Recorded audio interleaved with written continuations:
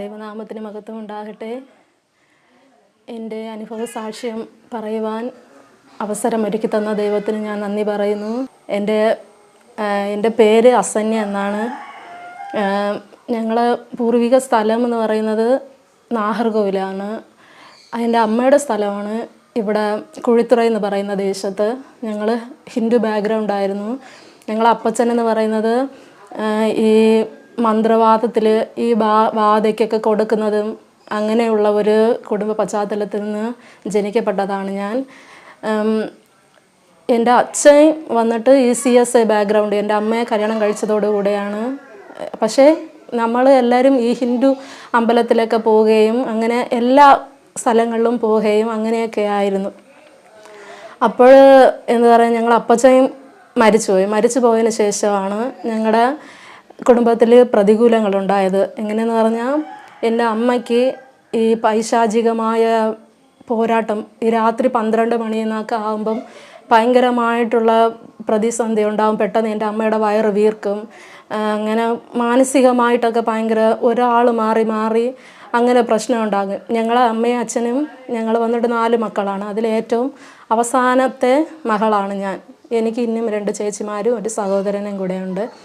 അപ്പോൾ ഇങ്ങനെ അമ്മയ്ക്കിങ്ങനെ ഭയങ്കരമായിട്ടുള്ള പ്രയാസം. രാത്രി ഉറങ്ങാൻ പറ്റത്തില്ല. രാത്രി 12 മണിയെന്ന് ആയാൽ ഞങ്ങളെല്ലാവരും ഉണർന്നിരിക്കും. ഭയങ്കരമായിട്ടുള്ള പ്രയാസമാണ് എൻ്റെ അമ്മയ്ക്ക്.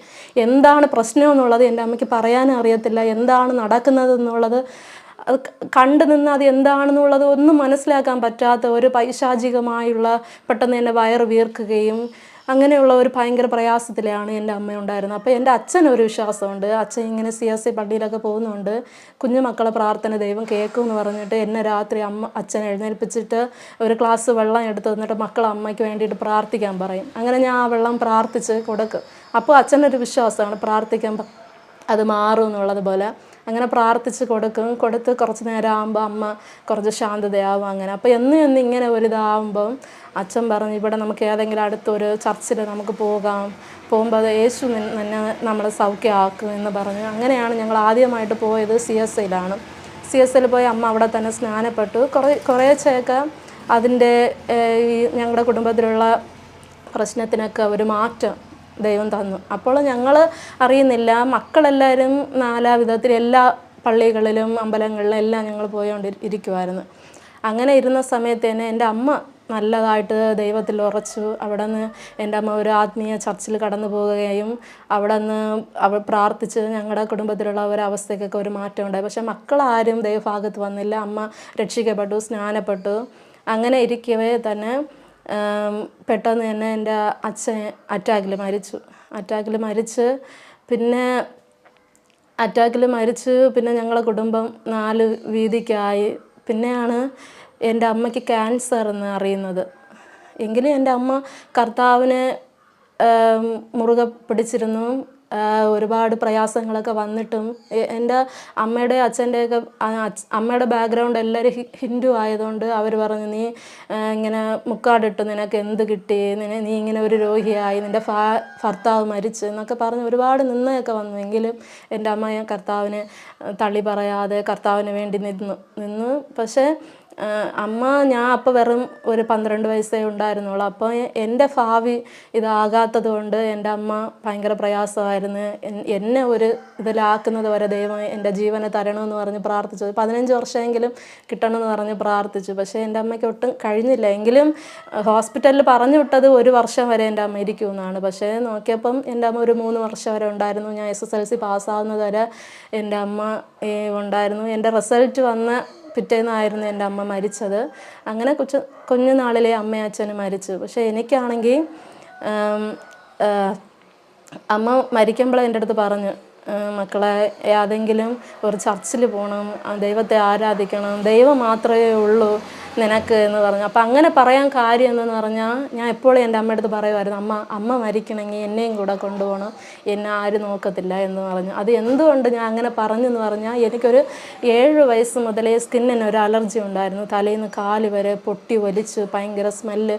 എൻ്റെ കൂടെ പിറപ്പുകൾ വരെ എൻ്റെ കൂടെ ഇരിക്കാതെ എന്നെ മാറ്റി നിർത്തുന്ന ഒരു സാഹചര്യം ഉണ്ടായിരുന്നു. സ്കൂളിലാണെങ്കിൽ ഞാൻ SSLC വരെ പഠിച്ചോളൂ. എനിക്ക് മുന്നോട്ട് എൻ്റെ പഠനം പൂർത്തീകരിക്കാൻ പറ്റാത്തതെന്ന് പറഞ്ഞാൽ എൻ്റെ അടുത്തിരിക്കുന്ന പിള്ളേർ വരെ എന്നെ മാറ്റിയിരുത്തുന്ന ഒരു സിറ്റുവേഷനിലായിരുന്നു. അപ്പോൾ ഞാൻ അമ്മയ്ക്ക് നല്ല ഒരുപാട് സീരിയസ് ആയിട്ടിരിക്കുമ്പോഴൊക്കെ ഞാൻ കരയുമായിരുന്നു. അമ്മ മരിക്കണമെങ്കിൽ എന്നെയും കൂടെ കൊണ്ടുപോകണം, എനിക്ക് ഈ ലോകത്തിൽ ഒറ്റയ്ക്ക് ജീവിക്കാൻ പറ്റത്തില്ല എന്ന് പറഞ്ഞ് ഞാൻ എപ്പോൾ അമ്മയോട് കരയുമായിരുന്നു. അമ്മയ്ക്ക് അത് ഞാൻ അങ്ങനെയൊക്കെ പറഞ്ഞ് കരയുമ്പോൾ അമ്മയ്ക്ക് ഒരുപാട് വിഷമമായിരുന്നു. എന്ന് പറഞ്ഞാൽ സഹോദരങ്ങൾക്കും എന്നെ ഞാൻ ഉപയോഗിച്ച ചീപ്പെടുത്ത് അവർക്ക് ഉപയോഗിക്കാൻ മടിയുണ്ട്, സോപ്പ് ഉപയോഗിക്കാൻ മടിയുണ്ട് സഹോദരങ്ങൾക്ക്. അപ്പം പിന്നെ മറ്റുള്ളവരെ പറയണ്ടല്ലോ. അങ്ങനെ ഒരുപാട് കുഞ്ഞുനാളിലെ ഒരുപാട് കഷ്ടം സഹിച്ചു, ഒരുപാട് നിന്ദകളും വേദനകളും സഹിച്ച് അങ്ങനെ ഇരുന്നപ്പോൾ ഒരുപാട് പ്രാവശ്യം ഞാൻ സൂസൈഡിനൊക്കെ ട്രൈ ചെയ്തിട്ടുണ്ട്. പിന്നെ അങ്ങനെ ഇരിക്കുമ്പോൾ തന്നെ എൻ്റെ ഏതോ അത്താണിയായിട്ടിരുന്ന എൻ്റെ അമ്മയും മരിച്ചു പോയതിന് ശേഷം എനിക്ക് ഈ ലോകത്തിൽ ജീവിക്കണമെന്ന് പറഞ്ഞിട്ടുള്ള ഏതൊരു ആഗ്രഹവും എനിക്കില്ല. ഒരുപാട് പ്രാവശ്യം ഞാൻ സൂസൈഡിന് ട്രൈ ചെയ്തു. പക്ഷേ എൻ്റെ അമ്മ പ്രാർത്ഥനയ്ക്കൊക്കെ എന്നെ കൊണ്ടുപോകുമ്പോൾ വെളിയിൽ നിന്ന് ദേവദാസന്മാർ വരുമ്പോഴൊക്കെ എന്നെ നോക്കിയിട്ട് പറയും, നീ ദൈവവേലയ്ക്കുള്ളതാണ്, ദൈവവിളി നിന്നിലുണ്ട്, ദൈവം നിന്നെ വിടിവിക്കും എന്നൊക്കെ പറയും. പക്ഷേ അപ്പം ഒരു മാനസാന്തരം ഉണ്ടാകും. വീട്ടിൽ വരുമ്പം അങ്ങനെയുള്ള സാഹചര്യം ഇല്ലാത്തത് കൊണ്ട് അങ്ങനെ പിന്മാറി അങ്ങനെ പോയി. പിന്നെ അമ്മയും മരിച്ചു. അങ്ങനെ അമ്മ മരിച്ചപ്പം സൂസൈഡിന് ഞാൻ ട്രൈ ചെയ്തപ്പോൾ അമ്മ എൻ്റെ അടുത്ത് ഒരിക്കൽ പറഞ്ഞത്, മക്കൾ ചർച്ചിൽ പോകണമെന്ന് പറഞ്ഞത് ഓർമ്മയുണ്ട്. അങ്ങനെ പിന്നെ ഞാനും എൻ്റെ ഒരു ചേച്ചിയുമായിട്ട് ഇവിടെ അടുത്തുള്ള ഒരു ചർച്ചിൽ പോയപ്പം ആ ദേവദാസൻ കണ്ടപ്പോൾ തന്നെ പറഞ്ഞു, മോളെ നിന്നിൽ ദൈവവിളിയുണ്ട്, നീ ദൈവത്തിന് വേണ്ടിയിട്ട് ജീവിക്കണം, ഈ രോഗമൊക്കെ ദൈവം നിനക്ക് മാറ്റിത്തരും എന്ന് പറഞ്ഞു. പക്ഷേ ഇതിന് ദൈവം ഒരു അവധി വച്ചിട്ടുണ്ട് എന്ന് പറഞ്ഞു. അപ്പോൾ എനിക്ക് ഈ രോഗമാകുമ്പോൾ 7 വയസ്സ് മുതലേ ഇത് എനിക്ക് സ്റ്റാർട്ടിങ് ആണ്. ഇത് അപ്പം ആ സമയത്തൊക്കെ എനിക്ക് ഒരുപാട് ട്രീറ്റ്മെൻറ്റൊക്കെ ചെയ്തു.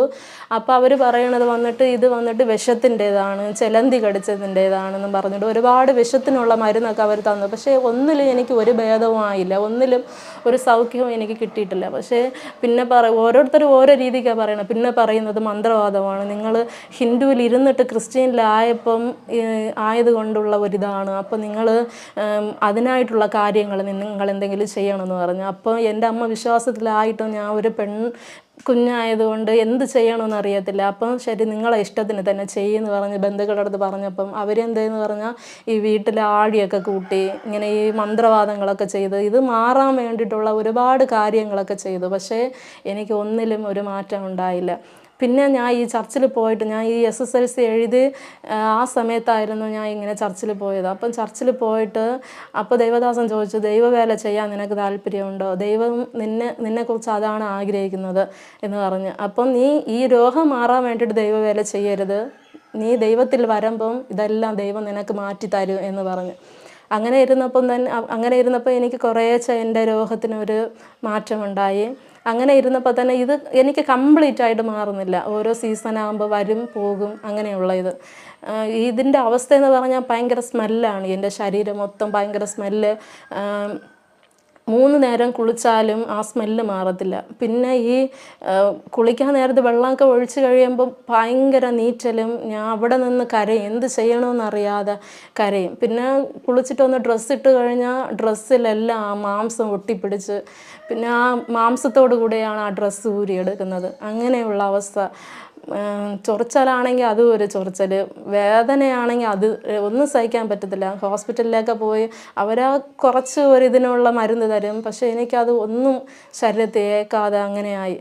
പിന്നെ നോക്കിയപ്പം ഏകദേശം ഒരു 20 വർഷം ഞാൻ ഇത് അനുഭവിച്ച് പിന്നെ ഞാൻ ദൈവഭാഗത്തിൽ വന്നിട്ടും ഇതെനിക്ക് കംപ്ലീറ്റ് ആയിട്ട് മാറാത്തത് കൊണ്ട് ഒരു ഭയങ്കര നിരാശയും പിന്മാറ്റവും.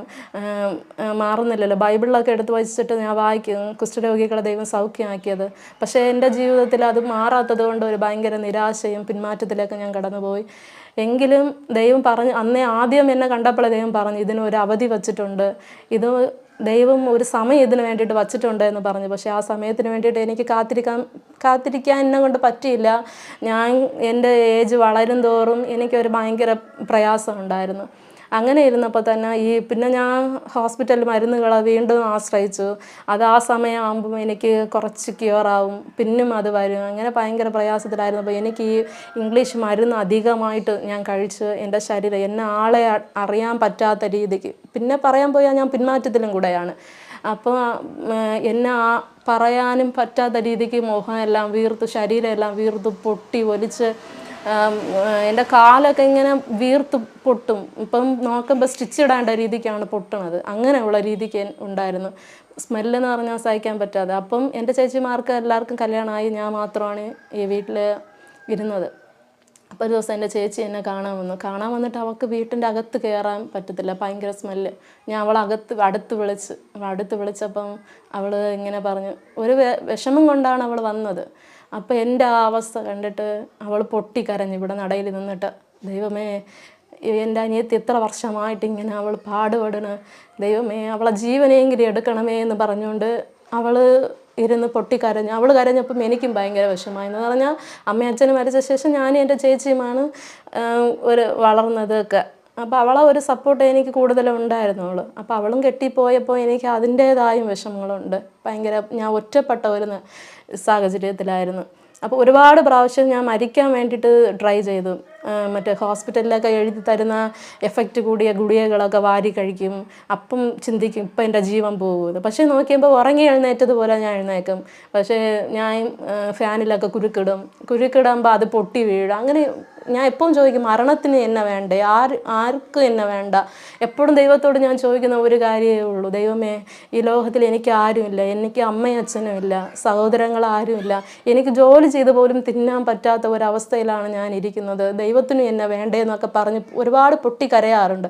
അപ്പോൾ ഞാൻ വചനം വായിക്കുമ്പോൾ ദൈവം വചനത്തിൽ കൂടെ എന്നെ ഒരുപാട് പ്രാവശ്യം ആശ്വാസപ്പെടുത്തിയിട്ടുണ്ട്. പക്ഷേ ആ നേരത്തേക്ക് മാത്രം പിന്നും എൻ്റെ വേറെ ഒരു സാഹചര്യത്തിൽ പോകുമ്പം എനിക്കെല്ലാം ദൈവം പറഞ്ഞ വാക്കുകളെല്ലാം മറക്കും. അങ്ങനെ ഒരു ഇതായിരുന്നു. പിന്നെ അവസാനം ഈ രോഗത്തിൻ്റെ അവസാന ഘട്ടത്തിലായിരുന്നപ്പോഴാണ് ഇനി ഹോസ്പിറ്റലിൽ മരുന്നില്ല എനിക്ക് തരാൻ. അങ്ങനെ എനിക്ക് എല്ലാ മരുന്നും ഡോസേജ് മാറ്റി തന്നിട്ടും എനിക്ക് ഒരു മാറ്റവും ഇല്ല. പിന്നെ നോക്കിയപ്പോൾ അവർ തന്നെ അവർക്കിനി മരുന്ന് തരാനില്ല, മാറ്റി തന്നൊക്കെ നോക്കി, എങ്കിലും എനിക്കൊരു ഭേദവും ഇല്ല. പക്ഷേ ദൈവം പറഞ്ഞതുപോലെ ദൈവത്തിൻ്റെ സമയമായി. 20 വർഷം ഞാൻ ഇത് അനുഭവിച്ചു. അപ്പം ഞങ്ങൾ സഭയിൽ ഒരു 21 ദിവസത്തെ ഉപവാസ പ്രാർത്ഥന. എനിക്കാണെങ്കിൽ ഒട്ടും പറ്റത്തില്ല. ഒരു പാൻസ് ഇടാനോ ലൂസായിട്ടുള്ള ഡ്രസ്സ് ഇട്ടിട്ട് ഈ സ്കർട്ടൊക്കെ ഇട്ടിട്ടാണ് ഞാൻ പോകുന്നത്. അപ്പോൾ ആരെങ്കിലും ഒരാൾ എന്നെ പിടിച്ചിരുത്തണം. പിന്നെ ഒരുപാട് നേരം ഇരുന്ന് കഴിഞ്ഞാൽ എൻ്റെ കാലൊന്നും നിവരത്തില്ല. അങ്ങനെയുള്ള രീതി. ആരെങ്കിലും സഭാവിശ്വാസികളെ എന്നെ പിടിച്ച് എഴുന്നേൽപ്പിക്കണം, അങ്ങനെയുള്ള ഒരവസ്ഥ. എൻ്റെ ബന്ധുക്കളാണെങ്കിൽ അവർക്ക് ഒരു ഭയങ്കര ഇതാണ്, എൻ്റെ അമ്മയ്ക്ക് ഈ സ്ഥിതിയായി, മകൾക്ക് ഇങ്ങനെ ഇവർ ദൈവത്തിലായിട്ടാണ് ഇങ്ങനെ എന്ന് പറഞ്ഞുകൊണ്ട് ഭയങ്കര ഒരു നിന്ന വാക്കുകളാണ് ഞങ്ങളെ ബന്ധുക്കളും പറയുന്നത്. അപ്പോൾ ഞാൻ ഇങ്ങനെ ആരാധനയ്ക്ക് പോകും. പക്ഷെ വിശ്വാസികൾ വരെ എന്ന് പറഞ്ഞാൽ എൻ്റെ ശരീരത്തിൽ ഇങ്ങനെ ചെതട് പോലെ എഴുന്നേൽക്കുമ്പോൾ നടക്കുമ്പോൾ എൻ്റെ ശരീരത്തിൽ ഇങ്ങനെ വീണുകൊണ്ടേയിരിക്കും. അപ്പോൾ ഇത് കാണുമ്പോൾ വിശ്വാസികൾക്കും ഒരു അറപ്പാണ് അവിടെ അടുത്തിരുന്ന് ആരാധിക്കണം. അപ്പം ഞങ്ങൾ ചർച്ചിലുള്ള പാസ്റ്റർ ആണെങ്കിൽ ഒരു ദൈവകൃപയുള്ള മനുഷ്യനാണ്, നല്ല ഒരു സ്വഭാവമുള്ള ഒരു ദൈവദാസനാണ്. അപ്പം പാസ്റ്റർ ആരെന്ത് പറഞ്ഞാലും വകവയ്ക്കത്തില്ല. എന്നെ ഫ്രണ്ടിലിരുത്തി മൈക്ക് തരും. അത്യാവശ്യത്തിന് കുറേച്ചൊക്കെ പാടുമായിരുന്നു. അപ്പം പാടാനൊക്കെ അവസരം തരും പാസ്റ്റർ. അപ്പം വിശ്വാസികൾ പാസ്റ്ററോട് ഇപ്പോൾ ഇതാകാൻ തുടങ്ങി, പാസ്റ്ററെ അവളെ പുറത്തിരുത്തണം, നമുക്ക് ഇരിക്കണം, നമ്മളെ മേലിലൊക്കെ അവൾ എഴുന്നേൽക്കുമ്പോഴൊക്കെ അത് വീഴുന്നുണ്ട്, ഇവിടെ ഉറുമ്പൊക്കെ വരുന്നുണ്ട് എന്നൊക്കെ പറഞ്ഞുകൊണ്ട് പാസ്റ്റർ എടുത്ത് അവർ ഇങ്ങനെ പറയും. പക്ഷെ പാസ്റ്റർ അത് മൈൻഡ് വയ്ക്കത്തില്ല ഇങ്ങനെ. അപ്പം ആ 21 ദിവസത്തെ ഉപവാസ പ്രാർത്ഥനയിൽ 21 ദൈവദാസന്മാരെ പുറത്തുനിന്ന് വിളിച്ചിട്ടുണ്ടായിരുന്നു. അങ്ങനെ ഞാൻ ഇങ്ങനെ ഫ്രണ്ട് നിരയിലിരിക്കുമ്പം തന്നെ ഏത് ദൈവദാസന്മാർ വരുമ്പോഴും ആദ്യം പറയുന്നത് നീ ദൈവവേലയ്ക്കുള്ളതാണ്, ദൈവവിളി നിന്നിലുണ്ട് എന്നാണ് പറയുന്നത്. ഞാൻ ഈ പ്രവചനങ്ങളൊക്കെ കേട്ട് എനിക്കാണെങ്കിൽ എല്ലാം കേട്ട് ഇനി എല്ലാം പറയുന്നേ ഉള്ളൂ, എൻ്റെ ജീവിതത്തിലൊന്നും നടക്കുന്നില്ല എന്നുള്ള ഒരു നിരാശ എൻ്റെ ജീവിതത്തിൽ വന്നു. അങ്ങനെ ആയപ്പം ദൈവദാസന്മാർ പറഞ്ഞു, ദൈവം നിന്നെ വിടുവിച്ച് പുറത്ത് കൊണ്ടുവരാൻ സമയമായി, ഇതാണ് ദൈവത്തിൻ്റെ സമയം, ദൈവം നിന്നെ വിടുവിച്ച് ശുശ്രൂഷയിലേക്ക് ദൈവം നടത്തും എന്നൊക്കെ പറഞ്ഞ്. അങ്ങനെ ഒരു 16-ാമത്തെ ദിവസം ഒരു ദേവദാസൻ വന്നിരുന്നു. അപ്പോൾ ആ ദേവദാസൻ വന്ന് നിന്നപ്പോൾ തന്നെ ആ ദേവദാസൻ്റെ മരുമോനായിരുന്നു അന്ന് വരാനുള്ളത്. പക്ഷേ ആ മരുമോന് സമയമില്ലാത്തതുകൊണ്ട് ആ പാസ്റ്റർ വന്നു. ആ പാസ്റ്റർ വന്നിട്ട് എനിക്ക് വേണ്ടിയിട്ട് പ്രാർത്ഥിച്ചില്ല, വന്ന് യാഗപീഠത്തിൽ വന്ന് നിന്നിട്ട് പറഞ്ഞ്, ഇവിടെ അനേക ദിവസങ്ങളായി ഈ സ്കിന്നിൻ്റെ അലർജിയോട് ഒരുപാട് ബുദ്ധിമുട്ട് അനുഭവിക്കുന്ന ഒരു വ്യക്തി ഇവിടെയുണ്ട്, ആ വ്യക്തിയെ വിടിവിക്കാനാണ് ദൈവം എന്നെ കൊണ്ടുവന്നത്, ഇന്ന് ദൈവം വിടിവിക്കുമെന്ന് പറഞ്ഞ്. അങ്ങനെ പറഞ്ഞ് പാസ്റ്റിന് എന്നെ കണ്ടപ്പോൾ മനസ്സിലായില്ല, ഫുൾ ഗാൻഡ് ഡ്രസ്സൊക്കെ ഇട്ടിട്ട് കണ്ടാ ഒന്നും മനസ്സിലാവുന്നില്ല. അപ്പം ഞങ്ങളെ പാസ്റ്റർ പറഞ്ഞ് അത് കുഞ്ഞിന് ഒരു കുഷ്ഠരോഗം പോലെയാണെന്ന് പറഞ്ഞു. ആ വാക്ക് എനിക്ക് ഒരുപാട് വേദനിച്ചെങ്കിലും പാസ്റ്റർ ഇങ്ങനെ പറഞ്ഞു, ആ ദേവദാസൻ എനിക്ക് വേണ്ടിയിട്ട് പറഞ്ഞു ഞാൻ പ്രാർത്ഥിക്കാമെന്ന് പറഞ്ഞു. ആ ദേവദാസനും വൈഫും കൂടെ എണ്ണ പൂശി എനിക്ക് വേണ്ടിയിട്ട് പ്രാർത്ഥിച്ച് അന്ന് തന്നെ ഒരു വേദന എന്ന് പറഞ്ഞാൽ ഭയങ്കര വേദനയായിരുന്നു. ആ പ്രാർത്ഥിച്ചപ്പോൾ തന്നെ വേദന ഒരു മാറ്റം ഉണ്ടായി. അങ്ങനെ ആയിരുന്നപ്പം തന്നെ എനിക്ക് ആ ഉപവാസ പ്രാർത്ഥന അന്ന് മാറിയില്ല. ഒരു ഉപവാസ പ്രാർത്ഥന തീരുന്നതിന് മുമ്പ് തന്നെ ഈ രോഗത്തിന് ഭയങ്കര മാറ്റം ഉണ്ടായി. ആ 2 മാസത്തിൽ എൻ്റെ ഈ രോഗം കംപ്ലീറ്റ് ആയിട്ട് മാറി. അപ്പം എനിക്ക് ഭയങ്കര വിശ്വാസമായി. ഞാൻ ഒന്നാമത് ആ ദേവദാസ് എൻ്റെ അടുത്ത് പറഞ്ഞ് നീ തീരുമാനം എടുക്കണം, ദൈവവേല ചെയ്യുമെന്നുള്ള തീരുമാനം നീ എടുക്കുകയാണെങ്കിൽ ദൈവം നിന്നെ വിടുവിക്കുമെന്ന് പറഞ്ഞു. അപ്പം ഞാൻ ദൈവവേല ചെയ്യാൻ താല്പര്യമില്ല, ഇങ്ങനെ തട്ടിമാറിയിരുന്നു. പക്ഷേ അവസാന ഘട്ടത്തിൽ ദൈവം എന്നെ പിടിച്ചു, ഞാൻ ദൈവവേലയ്ക്ക് സമർപ്പിച്ചു, ദൈവം എന്നെ വിടുവിച്ചു. അപ്പം ഞാൻ ഒറ്റയ്ക്ക് ദൈവവേല ചെയ്യണമെന്നുള്ള ഒരു താല്പര്യത്തിൽ ഞാൻ ദേവദാസനോട് പറഞ്ഞു, എനിക്ക് ദൈവം ഈ ചെയ്ത ഉപകാരം ഞാൻ എല്ലായിടങ്ങളിലും പോയി സാക്ഷ്യം പറയണം പാസ്റ്റർ എന്ന് പറഞ്ഞു. അപ്പം ആ ദേവദാസൻ പറഞ്ഞു, മോളെ ദൈവം നിന്നെ കുടുംബമായിട്ടാണ് ദൈവവേലയ്ക്ക് കണ്ടിട്ടുണ്ട്, നിനക്കൊരു കുടുംബം ദൈവം തരും, നീ കുടുംബമായി ദൈവവേല ചെയ്യാം എന്ന് പറഞ്ഞു. അപ്പം ഞാൻ ദൈവ സന്നിധാനത്തിരുന്ന് ഉപവസിച്ച് പ്രാർത്ഥിക്കുകയാണ്. അപ്പം ഞാൻ പറഞ്ഞു ഒരു 15 സഭകളിലെങ്കിലും പോയി സാക്ഷ്യം പറയണമെന്ന് പറഞ്ഞുകൊണ്ട്. അപ്പം തന്നെ ഒരു ദേവദാസൻ മൂലമായിട്ട് ദൈവം എന്നോട് സംസാരിച്ച് 10, 15 എന്ന് പറഞ്ഞുള്ള സംഖ്യയിൽ നീ ഒതുക്കരുത്, ദൈവം നിന്നെക്കുറിച്ച് ആഗ്രഹിക്കുന്നത് ലോകത്തിന് അങ്ങ് വരെ നീ പോയി ദൈവം നിൻ്റെ ജീവിതത്തിൽ ചെയ്ത ഉപകാരം നീ സാക്ഷ്യം പറയണമെന്ന് പറഞ്ഞു. അങ്ങനെ പെട്ടെന്ന് ഞാൻ ശരി ദൈവത്തിൻ്റെ ഇഷ്ടത്തിനായിട്ട് ഞാൻ സമർപ്പിച്ചു. അങ്ങനെ ഇരുന്നപ്പോൾ തന്നെ എനിക്കൊരു വിവാഹാലോചന വന്നു. അപ്പോൾ ഈ വിവാഹാലോചന വരുന്നതിന് മുമ്പ് തന്നെ ദൈവം എൻ്റെ അടുത്ത് 3 പ്രാവശ്യം ഒന്നുപോലെ ഒരു സ്വപ്നം ദൈവം എൻ്റെ അടുത്ത് കാണിച്ചു. ഉറക്കത്തിൽ ഞാൻ സ്വപ്നം കണ്ടു, ഇങ്ങനെ എനിക്ക് വിവാഹാലോചന വരുന്നതായിട്ടും നടക്കുന്നതായിട്ട് അങ്ങനെയൊക്കെ ഞാൻ കണ്ടു. അപ്പോൾ ദൈവകരങ്ങളിൽ ഏൽപ്പിച്ചു. അതുപോലെ തന്നെ ഈ 2022 മാർച്ച് സമയത്തിലൊക്കെ ഞാൻ ഒരുപാട് രോഗത്താൽ പിടിക്കപ്പെട്ടൊരു പറയാൻ പറ്റാത്ത ഒരവസ്ഥയിലായിരുന്നു. അപ്പോൾ അങ്ങനെ 2022 ഈ ഏപ്രിൽ മാസത്തിലൊക്കെ എൻ്റെ ഈ രോഗം ശരിയായി.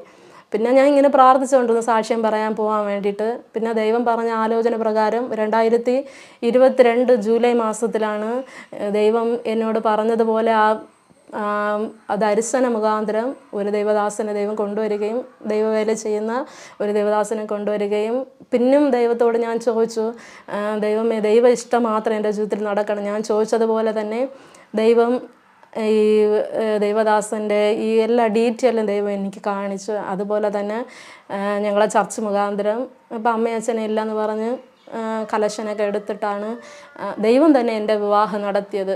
ആരും എൻ്റെ സഹോദരങ്ങളോ സ്വന്തം ബന്ധങ്ങളോ ആരും ഒരു സപ്പോർട്ടില്ലായിരുന്നു. പക്ഷേ ഞാൻ ആ സമയത്തൊക്കെ ഇരുന്ന് എപ്പോഴും പ്രാർത്ഥിക്കുമായിരുന്നു. അപ്പോൾ ദൈവശബ്ദം ഒരുപാട് കേട്ടിട്ടുണ്ട്. ദൈവശബ്ദം കേട്ട് ദൈവം തന്നെ എൻ്റെ വിവാഹം നടത്തിയത്. അപ്പോൾ എന്ന് പറഞ്ഞാൽ ഞങ്ങളത് ദൈവദാസൻ ചോദിച്ചു, ചർച്ചിലെ പാസ്റ്റർ ചോദിച്ചു, മോളെ ഇങ്ങനെ ഈ കല്യാണം എല്ലാം പെട്ടെന്ന് റെഡി ആയല്ലോ, അപ്പം പാസ്റ്റിൻ്റെ സൈഡ് കൊടുക്കാൻ എന്തെങ്കിലും വേണ്ടേ കൊടുക്കാൻ എന്നൊക്കെ ചോദിച്ചു. അപ്പം ഞാൻ പറഞ്ഞു, നിൻ്റെ സൈഡ് ആരെങ്കിലും എന്തെങ്കിലും സഹായിക്കുമോ? ഞാൻ പറഞ്ഞു എൻ്റെ സൈഡ് ആരുമില്ല, ദൈവം മാത്രമേ ഉള്ളൂ, ദൈവം തന്നാൽ നമുക്ക് നടത്താം പാസ്റ്റർ, ഇല്ലെങ്കിൽ വേണ്ട എന്നിങ്ങനെ പറഞ്ഞു പാസ്റ്റർ അപ്പോൾ ശരി ഞാനും ആരെങ്കിലും ദേവദാസന്മാരോടൊക്കെ ചോദിക്കട്ടെ എന്ന് പറഞ്ഞു. അപ്പം ഞങ്ങളെ സഭയിലുള്ള വിശ്വാസികളൊക്കെ ഭയങ്കര സപ്പോർട്ടായിരുന്നു. 1-2 പേര് ഭയങ്കര സപ്പോർട്ടായിരുന്നു. പിന്നെ അവർ ഒരുപാട് എനിക്ക് വേണ്ടി പ്രാർത്ഥിക്കുകയും ഇങ്ങനെ 1-2 പേരെടുത്ത് സഹായം ചോദിക്കുകയും ചെയ്തുകൊണ്ടിരുന്നു. അപ്പോൾ ഞങ്ങളെ പാസ്റ്റിന് 1 ലക്ഷം രൂപയെങ്കിലും ദൈവദാസന് കൊടുക്കണം എന്ന് പറഞ്ഞ് ഒരാഗ്രഹം പറഞ്ഞു. അവർ ചോദിച്ചതല്ല, ഒരു ആഗ്രഹം ഞങ്ങളെ പാസ്റ്റർ ഇങ്ങനെ പറഞ്ഞു. അപ്പോൾ ഞാൻ ദൈവത്തോട് ചോദിച്ചു, ദൈവമേ എനിക്ക് അമ്മയായി അച്ഛനായി എല്ലാം ദൈവം തന്നെ എനിക്കുണ്ട്, വേറെ ആരും എനിക്കില്ല, ദൈവം തന്നെ എല്ലാം നടത്തണമെന്ന് പറഞ്ഞ് ഞാൻ ചെയ്തുകൊണ്ടിരുന്നത് പോലെ പ്രാർത്ഥിച്ചുകൊണ്ടിരുന്നു. അപ്പം ഞങ്ങൾ സഭയിലുള്ള ഒരു ചേച്ചി, ശ്രീജ എന്നാണ് ആ ചേച്ചിയുടെ പേര്, അവർ ഒരു വീട്ടിൽ പോയി ഇങ്ങനെ എൻ്റെ ദൈവം എന്നെ വിടുവിച്ച് കൊണ്ടുവന്ന കാര്യം അവിടെ പറഞ്ഞുകൊണ്ടിരുന്നു. അപ്പോൾ പറഞ്ഞു അവൾക്കിപ്പോൾ വിവാഹം ശരിയായി, ഭയങ്കരപ്പെട്ട രോഗത്തിലായിരുന്നു, ദൈവം അവളെ വിടുവിച്ചു, ദൈവവേലയ്ക്ക് സമയമായപ്പം ദൈവം അവളെ വിടുവിച്ചു. അപ്പോൾ നിങ്ങളാൽ എന്തെങ്കിലും സഹായം അവൾക്ക് ചെയ്യാൻ പറ്റുമെങ്കിൽ ചെയ്യണമെന്ന് ഒരു വാക്ക് പറഞ്ഞു. അപ്പോൾ അവർ പറഞ്ഞു ഞാൻ ഇപ്പോൾ ഭയങ്കര ബുദ്ധിമുട്ടിലാണ്, ശരി ആ കുഞ്ഞിന് ഞാൻ 2000 രൂപ കൊടുക്കാം, ഒരു ഡ്രസ്സ് എടുക്കാൻ ഞാൻ കൊടുക്കാമെന്ന് പറഞ്ഞുകൊണ്ട്. പക്ഷേ അവർ ചേച്ചിയും പറഞ്ഞിട്ട് വീട്ടിൽ വന്നതിന് ശേഷം ആ ആൻറ്റി പ്രാർത്ഥിച്ചുകൊണ്ടിരുന്ന സമയത്ത് ഒരു ദൈവശബ്ദം കേട്ട്, നീ എൻ്റെ കുഞ്ഞിനുള്ള കാര്യങ്ങൾ നീ ചെയ്യണം എന്ന് പറഞ്ഞുകൊണ്ട് ഒരു ശബ്ദം കേട്ട്. അപ്പോൾ ഇവർ ഒന്നും ഇവർക്ക് എന്താണ് പിശാചാണോ സംസാരിക്കുന്നത് എന്താണെന്ന് പറയാതെ ഇവരപ്പം തന്നെ പ്രാർത്ഥന നിർത്തി. ഇവർ മുകളിൽ ഡ്രസ്സ് എന്തോ ഉണങ്ങായിട്ടിരുന്നു, അത് എടുക്കാൻ വേണ്ടി പോയപ്പോൾ 2ാം പ്രാവശ്യം അവരോട് ദൈവാത്മാ പറഞ്ഞു, എൻ്റെ കുഞ്ഞിനുള്ള കാര്യം നീ ചെയ്യണം. പിന്നെ 3ാമത് അവർ കിച്ചണിൽ വന്നപ്പോൾ ഇതുപോലെ ഒരു ശബ്ദം കേട്ടപ്പോൾ ഇവരെന്ന് പറഞ്ഞാൽ ഇവർക്ക് 94-ലായിരുന്നു വിവാഹം. അപ്പോൾ ഇവർക്ക് മക്കളില്ലാതിരുന്നപ്പോൾ ഇവർ ഒരു നേർച്ച ചെയ്തതായിരുന്നു. അമ്മയും അച്ഛനും ഇല്ലാത്ത ഒരു കുഞ്ഞിനെ സഹായിക്കുമെന്ന് പറഞ്ഞ് അവർ നേർച്ച ചെയ്തതായിരുന്നു.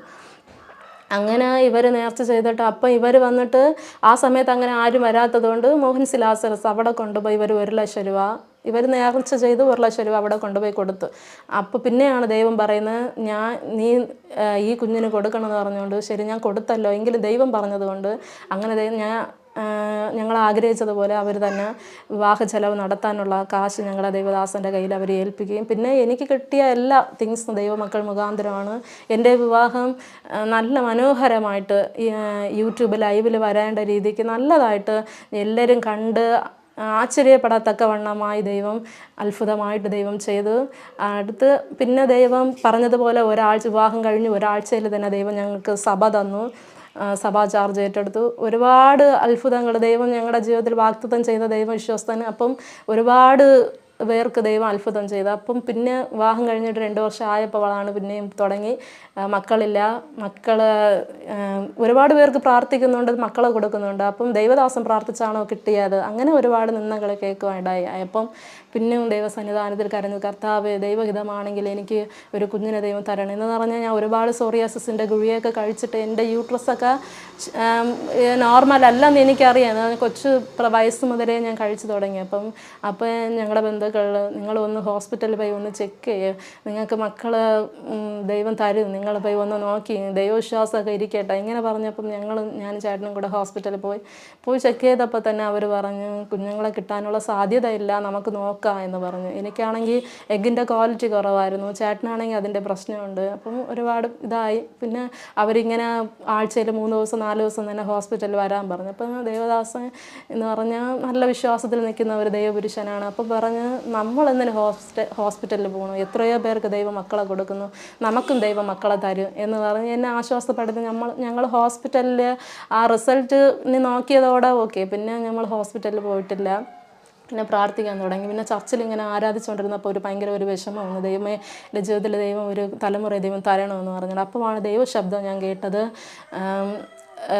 സൈന്യത്താലുമല്ല ശക്തിയാലുമല്ല എൻ്റെ ആത്മാവിനാലാണ് അത്രേ എന്നുള്ള വചനം ദൈവം തന്നു. അതിനെ വെച്ച് മുറുകെ പിടിച്ച് കണ്ണുനീരോട് പ്രാർത്ഥിച്ചും കുറച്ച് ദിവസം ആ മക്കൾ കിട്ടുവാൻ ഡിലേ ആയിക്കൊണ്ടിരുന്നു, എങ്കിലും വിടാതെ ദൈവസന്നിധാനത്ത് പ്രാർത്ഥിച്ചു. പിന്നെയാണ് ഒരു ദിവസം ആരാധിച്ചുകൊണ്ടിരുന്ന സമയത്ത് മച്ചി എന്ന് വിളിക്കപ്പെട്ടവൾക്കോ ഇത് 6-ാം മാസം എന്നുള്ള ഒരു വാക്ക് ദൈവം എന്നോട് സംസാരിക്കുകയും കണ്ണുനീരോട് ദൈവസന്നിധാനത്തിൽ അത് വെച്ച് പ്രാർത്ഥിക്കുകയും ചെയ്തു. അതുപോലെ 2024 ജനുവരി മാസത്തിലാണ് ഞാൻ ആ ദൈവശബ്ദം കേൾക്കുന്നത്. അതുപോലെ 2024 6-ാം മാസത്തിൽ തന്നെ ദൈവം പറഞ്ഞതുപോലെ 6-ാം മാസത്തിൽ തന്നെ കൺസീവ് ആകുവാനും ദൈവം എനിക്ക് അമ്മയായി, ആ കൺസീവ് ആയിരുന്ന സമയത്തിലൊക്കെ ദൈവദാസൻ ദൈവവേലയോടൊപ്പം പോകുമായിരുന്നെങ്കിലും ഈ ഭവനത്തിൽ ഒറ്റയ്ക്കായിരുന്നു. എങ്കിലും ഞാൻ ഒറ്റയ്ക്കല്ല, ദൈവം എൻ്റെ കൂടെ അമ്മയായി അച്ഛനായി കൂടെ ഇരുന്ന് എല്ലാ കാര്യങ്ങളും ചെയ്യുവാനും ഒരു ബുദ്ധിമുട്ടില്ലാതെ ദൈവം എന്നെ സൂക്ഷിക്കുകയും പരിപാലിക്കുകയും ചെയ്തു.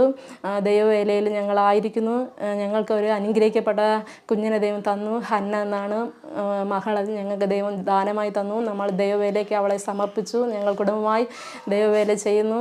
അതുമാത്രമല്ല, എൻ്റെ ശരീരത്തിലുള്ള രോഗങ്ങളെല്ലാം ദൈവം മാറ്റി. എനിക്ക് കുഞ്ഞുങ്ങൾ കിട്ടാനുള്ള സാധ്യത ഇല്ല, എങ്കിലും ആ സ്ഥാനത്തൊക്കെ ദൈവം ഞങ്ങൾക്ക് ഒരു കുഞ്ഞിനെയും തന്നു. എൻ്റെ സഹോദരങ്ങൾ ദേശമധ്യത്തിലെല്ലാം ഞാൻ നിന്ദിക്കപ്പെട്ടു, പരിഹസിക്കപ്പെട്ടു, ഇവിടെ ജീവിതം ഇതോടെ തീർന്നു എന്ന് പറഞ്ഞ സ്ഥാനത്തിൽ പക്ഷേ മനുഷ്യർ പറഞ്ഞു, ദൈവം അതിൽ നിന്നാണ് എൻ്റെ ജീവിതം ദൈവം തുടങ്ങി. ഇന്ന് ദൈവവേലയ്ക്കായി ഞങ്ങൾ കുടുംബമായി ദൈവവേല ചെയ്യുന്നു. ഞങ്ങളെയും ഞങ്ങളുടെ ശുശ്രൂഷകളെയും ഓർത്ത് ദൈവമക്കൾ യാവരും പ്രാർത്ഥിക്കണമെന്ന് പറഞ്ഞുകൊണ്ട് എൻ്റെ സാക്ഷിയെ നിർത്തുന്നു. അതുമാത്രമല്ല, എനിക്ക് അവസരം തന്ന ക്രൈസ്റ്റ് ബ്ലസ്സസ് യൂട്യൂബ് ചാനലിലും എൻ്റെ നന്ദിയെ അറിയിച്ചുകൊള്ളുന്നു. ആമേൻ.